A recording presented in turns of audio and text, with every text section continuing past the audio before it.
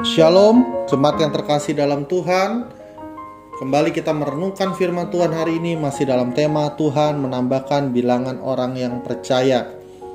Kita percaya bahwa jemaat yang bertumbuh, jemaat yang sehat, maka akan menghasilkan jiwa-jiwa di mana ada anak-anak rohani, bahkan cucu-cucu rohani yang dilahirkan melalui pelayanan oleh jemaat-jemaat Tuhan yang sudah bertumbuh. Kita belajar dari salah satu jemaat yang ada di kitab Perjanjian Baru yang sungguh hidupan mereka bertumbuh secara sehat dan mereka menjadi berkat, yaitu jemaat Tesalonika.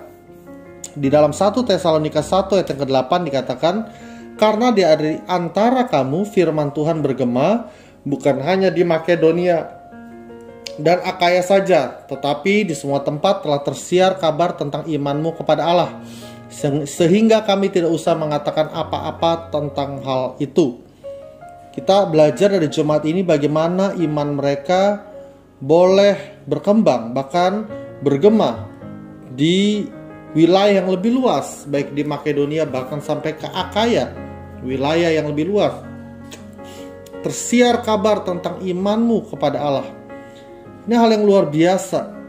Tentu untuk mengalami pertumbuhan jemaat yang seperti ini, di mana mereka menjadi berkat dan disukai oleh orang-orang, bukan hanya di wilayah mereka, tapi sampai keluar wilayah, expand keluar wilayah, tentu ada karakteristik yang kita bisa pelajari daripada jemaat di Tesalonika. Ada banyak hal yang kita bisa pelajari.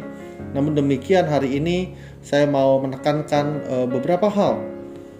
Yang pertama di ayat yang ke-6 dikatakan bahwa kamu telah menjadi penurut kami dan penurut Tuhan. Ini adalah hal yang sangat penting.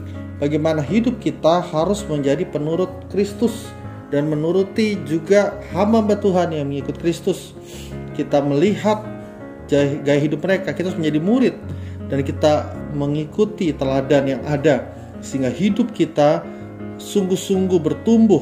Dalam penindasan yang berat, kamu telah menerima firman itu dengan sukacita yang dikerjakan oleh Roh Kudus. Firman itu harus kita terima, dan Roh Kudus membuat firman itu bertumbuh di dalam hati kita. Jemaat yang seperti ini adalah jemaat yang hidup dalam ketaatan. Dia menuruti apapun yang baik yang diberikan teladan oleh firman Tuhan dan oleh hamba-hamba Tuhan, oleh pemimpin-pemimpin rohani, pembimbing rohani.